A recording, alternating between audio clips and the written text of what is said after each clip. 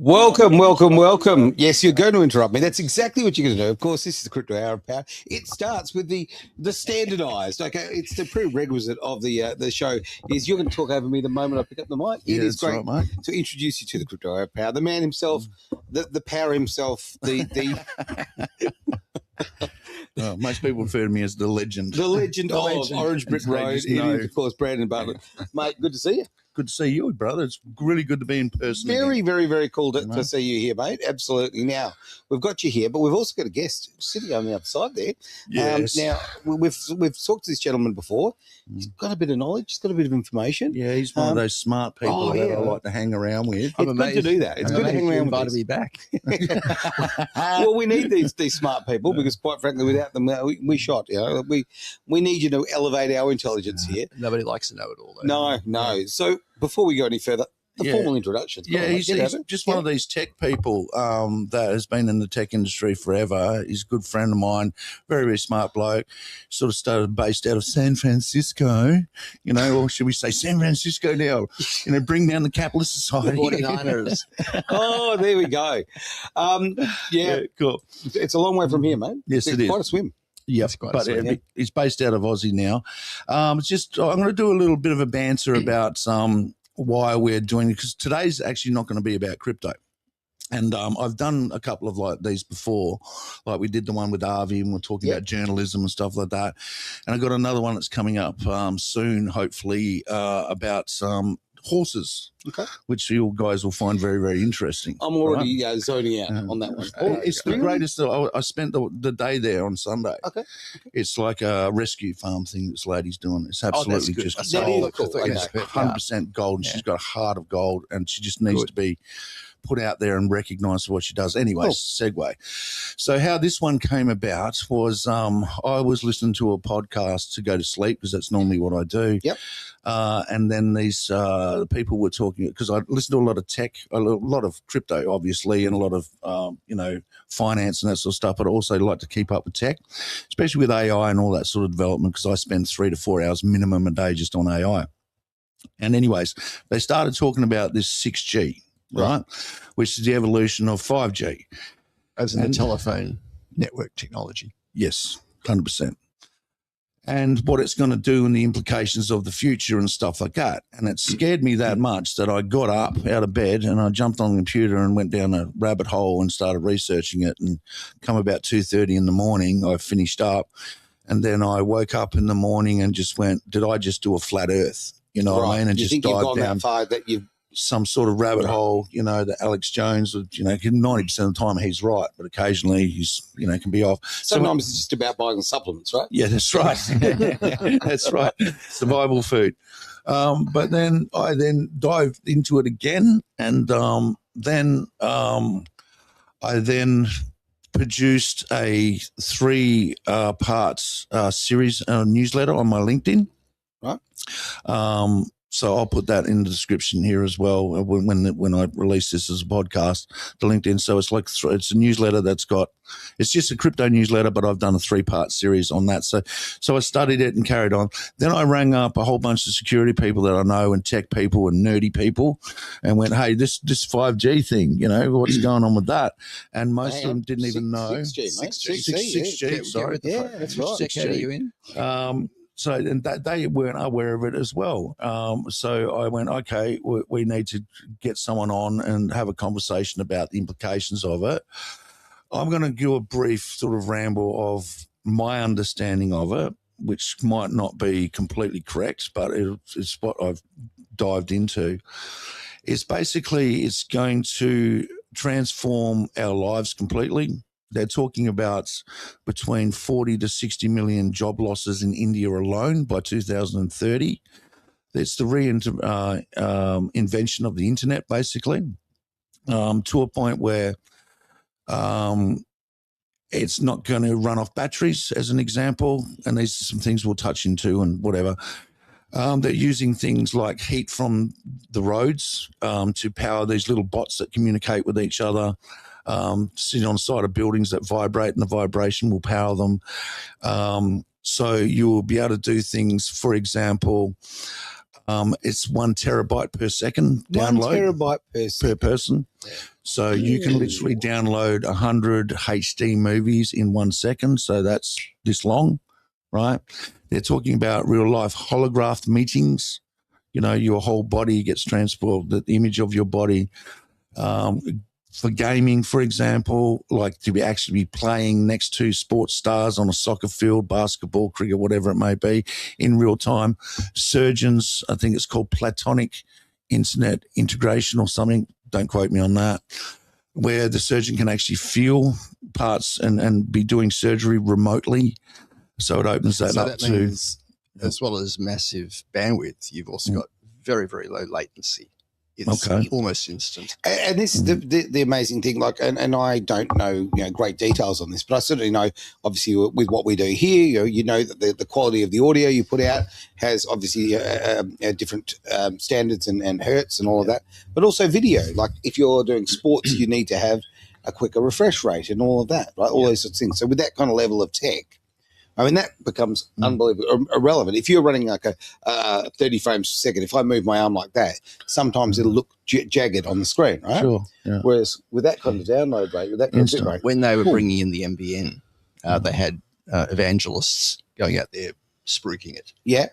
Because what can you transform in our world if you've got a really, really, really high bandwidth and you can download the equivalent of a movie? Well, move beyond movies. What else is possible? And look at re-engineering some industries. And that has been what's happened. We've got the NBN, it's everywhere now, just about. This is another quantum, a quantum change again. So we're using what was radio waves is now using something almost that's a light ray, like a photon of light. It's not quite light frequency. Yeah, it's a little bit on the underside of that. So if you go into the infrared and just below infrared. Right. So it's a really, really, really high frequency, which is why you can carry so much more density of information at the speed of light. It's everything's at the speed. Photons are always at the speed of light, whether it's a microwave, a radio wave, a cosmic ray. But the higher the frequency, the more information it can actually carry. Is that right? And so, but it also means that it can't penetrate through some things. Light, for example, is such a high frequency that, or at the right frequency, where it will not travel through a wall or a tree. Okay. But a radio wave, which is much lower frequency, will. Yep. Okay. So as you go to higher frequencies, there are barriers. And so what you'll see with this, which is almost at the speed of, at the frequency of light, not the speed of light, almost at the frequency of a normal light photon that we see with our eyes, it won't go through materials very well. Therefore, we need a lot of transmitters that are relaying the signal around, hence what you were talking about with the Internet of Things. Yeah, they're talking about floating aerials in the sky. Yeah. Well, I mean, this is a hell of a leap because, it feels like 5 seconds ago we were talking about 5G towers and the fact that, they're everywhere. They're everywhere because 5G requires a shorter distance between them, right? And I'll relate this in the sort of my terms and what I would hope a lot of people would probably, think like me. Remember the old days when we had AM radio, okay? Yeah, I know it still exists, but AM runs along the ground. It's a big, slow, gentle wave, and it can go a really, really long way. Now, FM is a high frequency modulation. That's what FM stands for. And it's like this, right? And when things get in the way. And you get a high fidelity. Spot on. Yes. So you're getting more information, higher quality, but it's stopped by, walls or tunnels or buildings or whatever, right? So I assume this is that, but times, a million. Exactly right. So this is an exponential scale. Sure. Yeah. And what it means when you've now got we will need to have sensors all over the place that are relaying these signals, particularly in a mesh network. So you can walk around and you will always want to be connected. Yeah. But that means the sensors are also now picking up where you are, where you're walking. Yep. Now, we can already kind of do this now even with a Wi-Fi router in your house. Yeah, it's emitting signals. Yeah, you're telling me that's on the phone the other day, and it scared the hell out of me. Yeah, no, this is published. I learned about this about 6 months ago. I think it was MIT University was doing some experiments where they could detect where a person was, even through a wall on the other side, using a combination of artificial intelligence detecting the variations in the signals. Yeah. So the the frequency that like a Wi-Fi router uses is kind of the 2.5 to 5 gigahertz. That range doesn't go through water very well. Okay. You're a sack of water walking around. You're effectively acting like a lens. Yeah, right. Okay, so when it hits you, it identifies you. It changes the signal. And if you're AI, and AI can look at gobs of data and distill it down, and it can see a changing pattern. It can work out not only where a person is, but what they're doing with their arms. Sure. And this is essentially seeing through walls. What they're typing. Look, I've been working very hard to cover as much signal as I can. Yeah. You're doing well. You're doing well. There's a lot of very good to achieve something. You got to have goals, right? You're carrying weight. There's so many incredibly positive things about this. I can see straight away in medicine there'd be a massive amount of benefits there, being able to look into the human body in ways that we haven't before. All of that. There's a lot of positives, but geez, I've also watched the Terminator movies, right? Like I used AI just, what am I talking about? I've used AI today, all right? And I'm using it more and more every day. So I'm embracing it, but at the same time, I've got a degree of fear about it. I mean, I really do. I think that this level of tech is so intrusive into human beings. Sure. End of the day, we are okay. We're cells and water and all those kind of goodies. Some of this tech can't be good for us. So certainly not psychologically. It's like a seesaw. There's always scare the hell out of us, Graham, please. Yeah. So no, I'm not going to scare you, but there's always a balance point with there's a incredible advantages that it opens up, but there is also issues of personal security, and it depends on who is controlling this, who has access to manage this, and this is not my domain. This is Brandon's domain, but if you don't trust the guy that's in power, it depends on which country you're in. It can be used for who knows what, like nefarious. Yeah. And there might be some things that you want to do personally that you do want to be invisible. Yeah. Let me say private. Yeah. Yeah. And they don't need search warrants anymore, do they? When they can just monitor where you are, what you're doing, when you're walking around in real time. That's right. You think about that, don't they? In real time. But also the technology is basically it talks to itself, so it's like it's a learning mechanism of itself. So they're talking about things like traffic prediction, you know what I mean, like on certain days, that sort of stuff, to reroute things, and there's a lot of positive things that are coming out of it. I don't want to play negative Nancy here. I mean, anything in life I do. It scares the hell out of me.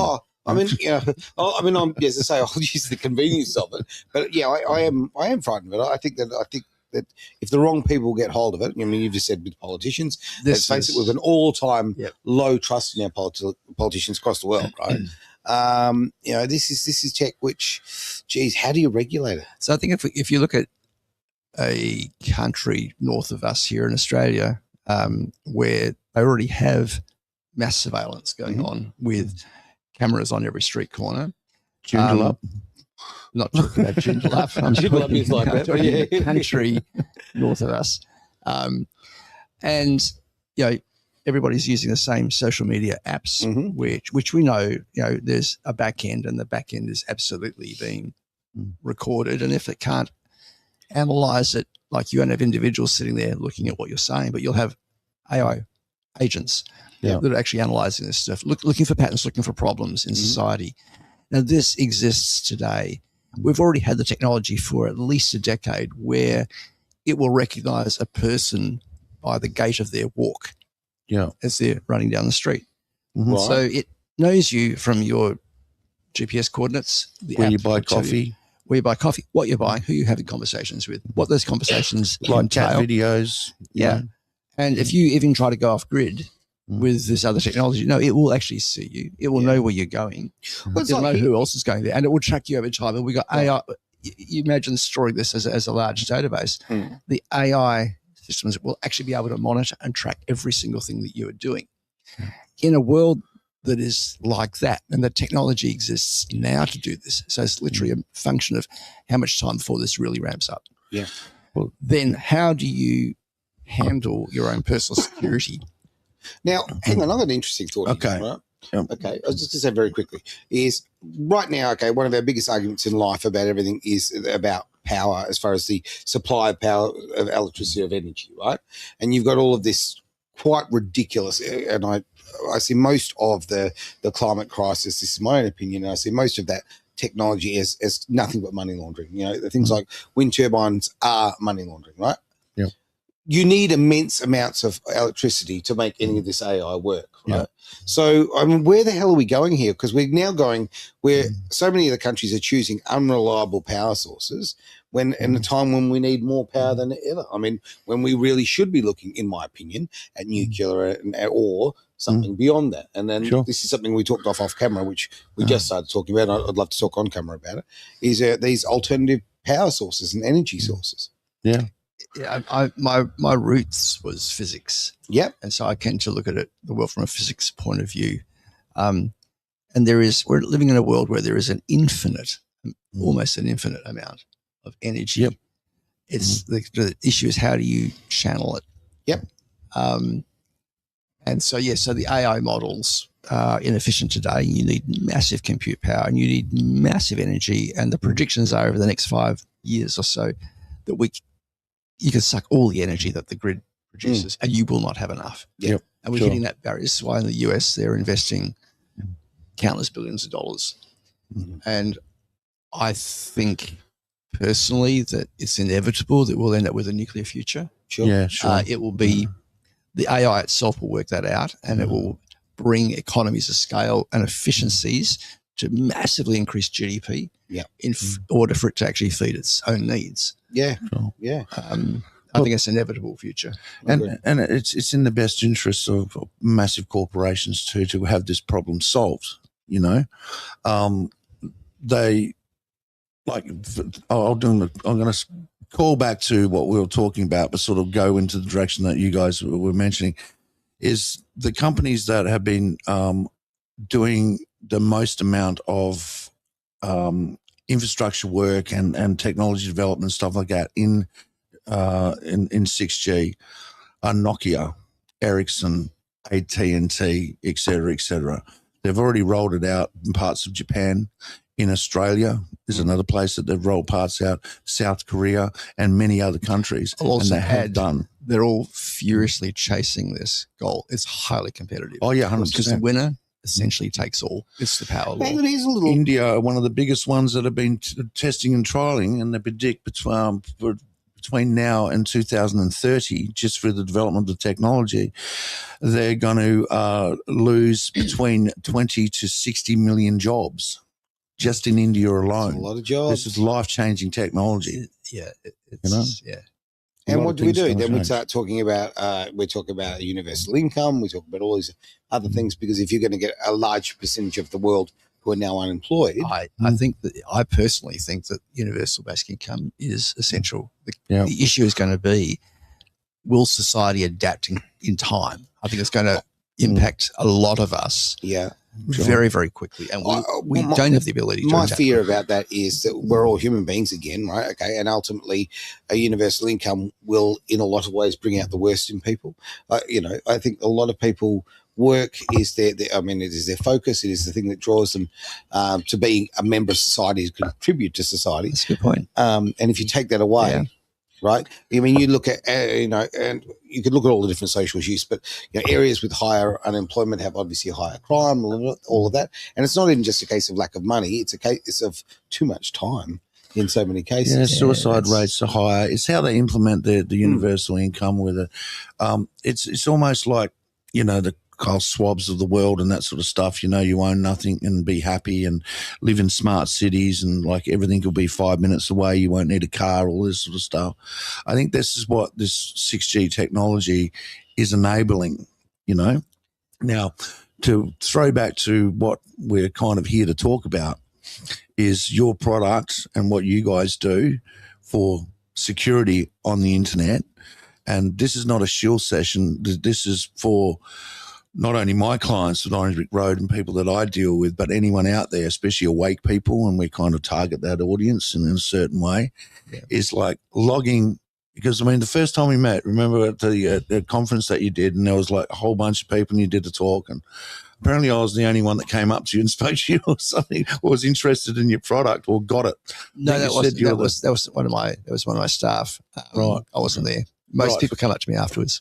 Right. I mean, you are quite the rock star. You know, I get that. Okay, well, on that front, so because I don't know about this, so Yeah. I mean, obviously, security in this debt is massively important, right? Okay, Yeah. you lock your doors for your home and your business and your Yep. car and whatever. Then why the hell wouldn't you with where you're the most vulnerable? And you are, right? Okay. Yeah. So yeah, tell me a bit about it. Well, see, that's what I just want to brief on that before we go. Is when you showed me and you did demo and all that sort of stuff, and we got together, I never wanted to get on the internet again. You know what I mean? You just went, okay, do you realize this? Do you realize that? Yeah. When you're going into your bank account, for example, on your social media, whatever it may be, and then I went, okay, well, you know, how do I get around this? You know, I can distill it down very, very succinctly. You can't trust the network you're on, and nor can you trust the device that you're using. Sure. There's today AI agents in every device. It's there by default. Yep. It's called client-side scanning. It's What's it looking for called? anomalies. It's called client-side scanning. Okay. Gee, The that operating doesn't sound system. ominous at all. No. The operating William. system is looking for anomalies and it reports that back to head office. But you've got no control over what is being captured and what is being sent back, how long it's being stored, who else has got access to that down the line and afterwards. The cybersecurity threats, which is what I'm dealing with today, are undetectable. It's no longer a virus. I haven't used antivirus software for probably 10 years. Okay. It's not a virus. It's legitimate code doing the wrong thing. Okay. And you can't detect this. Info stealer malware is a generic term for it. Okay. Is on your device. You have no idea. Every time I see the word cookies, I think, oh, here we go. The eyes roll. And you can use incognito mode to get rid of this. Cookies, it's irrelevant. Okay. I've got stuff on your device that I've injected through nefarious means. I'm looking at everything. I'm capturing everything. According to Semantic, a man in the browser is there on average for 10 months before the hacker stings you. That's on average. Yeah, no, I've heard this. And you've got I everything. believe that. If I've injected malware onto Brandon's computer, into his browser, and all I've got to do is get him to click on a link, and it doesn't do anything, and he forgets about it, right? But it's injected my code into his browser. Somewhere over the next few weeks, I'm going to get every username password that he's entering. I know his mother's maiden name, his dog's first name. Right. I'm now one step away from tricking you to revealing your second factor when you log into your bank account or your crypto wallet or whatever. And I can do this because I've now got control of your browser. It's social engineering. Yeah. It's quite simple. So 2FA is the solution that the industry has come up with. This is like another device. So you're going to get an SMS text message to your phone using Google Authenticate to come up with a one-time passcode, whatever. Okay. Yep. I'm going to enter that in now, but as I enter it into as you enter into your browser, my software is picking that up instantly, and I've automated the process. That one-time passcode will be issued once, but it can be used many times in the next 35 seconds. Okay. I've got your money. I've got your crypto. I've got enough information to hold you to ransom. I can redirect a financial transaction. There's a lot of things that I can do. What's your browsing history and blackmail you? Yeah.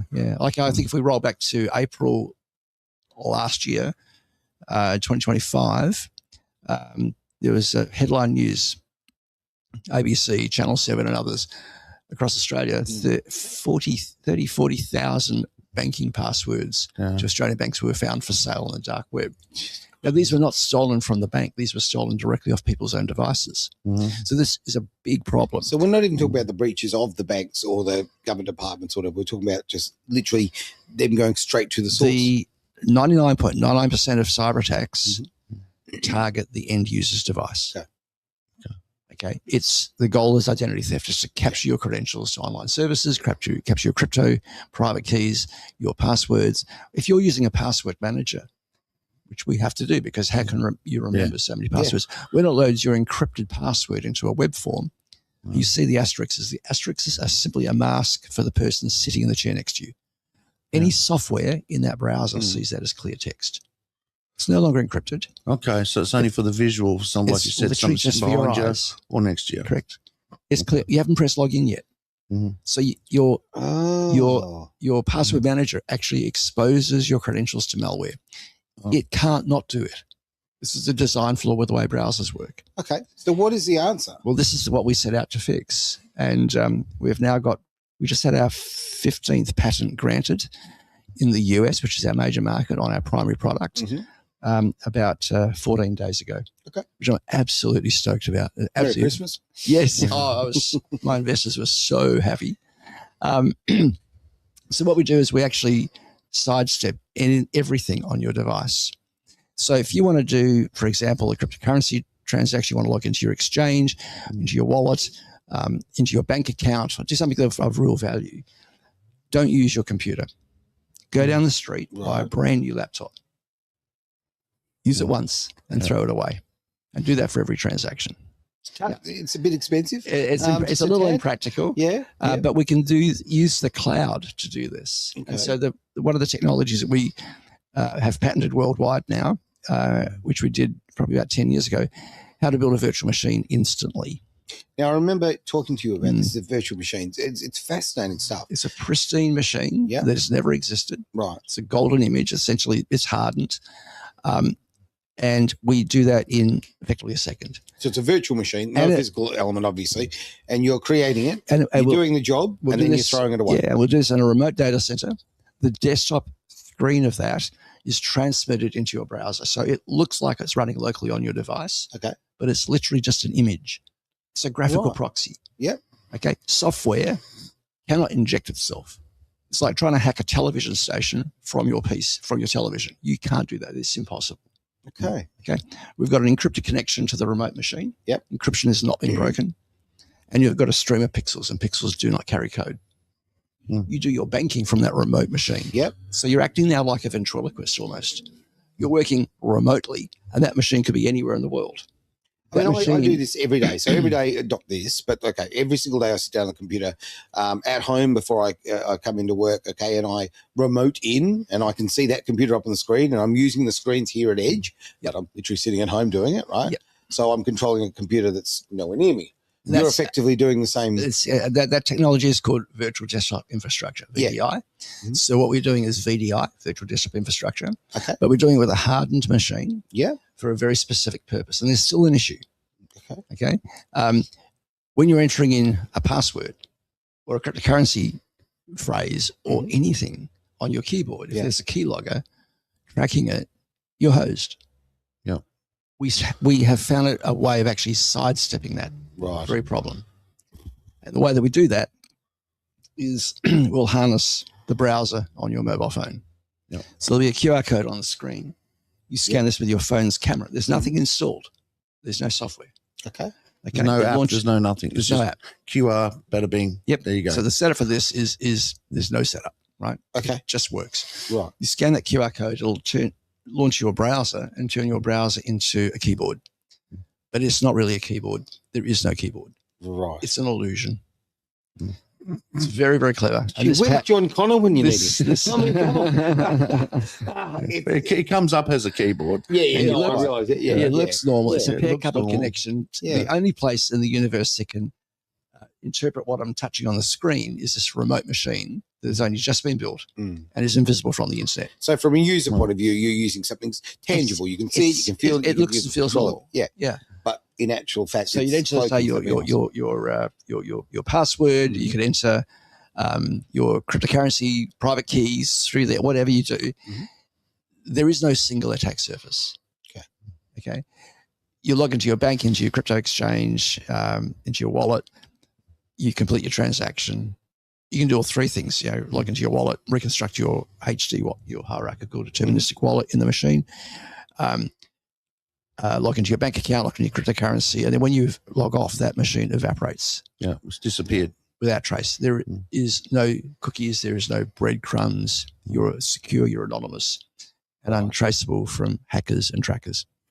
Yeah, and just to circle it back is, with this 6G thing is that passwords and encryption are going to be very, very easily done now with the amount of information that can be transmitted and the amount of viruses that can be put on and malware and stuff like that. Yeah, I'm quite certain that what we've developed here is actually so fundamental. Yeah. That and the technologies I'm talking about is standard encryption, standard encoding. Yeah. These things are not broken. Yeah. You would need billions and billions of years to decrypt this. And if you succeeded, you'd have contextless, meaningless encoded data. Yeah, with the 6G coming out and what people can do with it and that sort of stuff, it just makes everything that you're doing online more vulnerable. I think unless you're signing in using something like you've got, once again, not shilling it, I'm just literally saying the reality of it is that I literally won't get into a point where I don't want to log into my bank account because of keyloggers and all the other stuff that's coming through, I think I'll summarize it like this. If you've got a transaction to do that your career depends on or your family's future depends on, you can't trust your own device and you've got no idea what's happening on that network. What do you do? Vanishing Point is the solution. Yeah. Okay. Vanishing Point. The product is called Vanishing Point. Yeah. Oh. It makes you invisible to hackers. Yeah. And on a potentially compromised device or surveillance on an unsecured network. I think it's absolutely brilliant. I mean, I just think about everything we do in our daily lives. We're using our phone, which is a computer, right? It's a supercomputer that we've got in the palm of our hands. We're leaving ourselves incredibly vulnerable. If you're talking about tech that can download what terabyte a second or whatever it was, okay? It's not like you can out-type it, okay? No. I mean, I type 3 words a minute, so I've got no chance anyway. But, that's the reality of it, You've got to think of it that way. So you've got to use the tech that kind of goes to the same speed, right? Yep. Yeah. Yep. Okay. One of the conversations I've been having with Bandon recently too is hardware wallets versus software wallets for cryptocurrency. And, the gold standard is a hardware air-gapped offline device, which is the gold standard. And I'll never talk anybody out of using that. But for me personally, I lose equipment. I travel a lot. I've just moved house. I will lose it. Right. And hardware devices always fail eventually. Yep. They've got to use by date for sure. And when it does fail, I'm going to fall back on my 12-word, 24-word crypto phrase to reconstruct my wallet in another device. Yeah. But what we've created here is a concept of an invisible wallet. So it's like an online software wallet, but it's invisible from the internet. Yeah. It's akin to an air-gapped machine device. You spent a bit of time doing that for our crypto people too, didn't you, bro? Okay, this is how I do it. And I've been doing this now for quite a few years. To be frank, that's the best advertisement. If you're going to use it yourself, it's pretty important. No, seriously, I would not dream of doing my banking or anything, even my staff. I mean, I've run a couple of companies, and my team, particularly in the office procedures, my customers typically have been fiduciaries, trustees of trust accounts, real estate agents, property conveyancers, lawyers, insurance brokers, where they have potentially huge amounts of money, more than their business is worth. And these people, if they're a trustee, are personally liable if any money goes missing. Even the data that they have, That's right, yeah. That's a really good point, the trustee And issue. so I'll just say this. I had a beautiful experience literally a week ago, just before Christmas, where I had a face-to-face, actually in a coffee shop meeting with somebody in real life. And I was going through some of the testimonials on the website. And there's one particular customer, which was actually our very first customer. He's been there for 10 years. I was telling the story. And in that conversation, I just finished telling the story. My phone rang. And it was this guy ringing up, wanting to give me his credit card to renew for the next 12 months. 10 years. 10 years. His office has been using this. He's a real estate agent. Yeah. 10 years every day.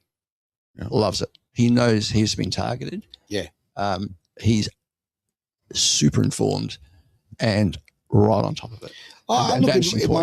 In my own life, I used to think this is something that happens to other people, right? It's the old story. Oh, yeah, other people get hacked. But, okay, when I look in my friendship group and I think about the financial things that have happened to people, I know people have literally gone through this and had their accounts, emptied and stolen. I know I've got 3 friends who had their bank accounts frozen by the banks. I know that's not the same thing, but it's still an incredible electronic intrusion into your life, right?